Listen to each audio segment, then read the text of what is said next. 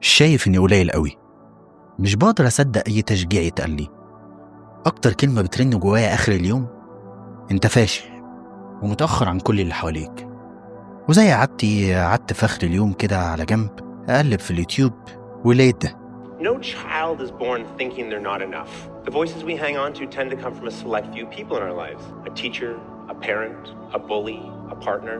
They start on the outside and they slowly move inside. But they're not our voices. They're somebody else's and we don't have to listen to them. عرفت بعدها إن كل كلمة فاشل، كل كلمة مش هتقدر اتقالت لي من أمي، أهلي، المدرس بتاعي، أصحابي، هي ساكنة جوايا وبقت جزء مني، بس هي مش بتاعتي.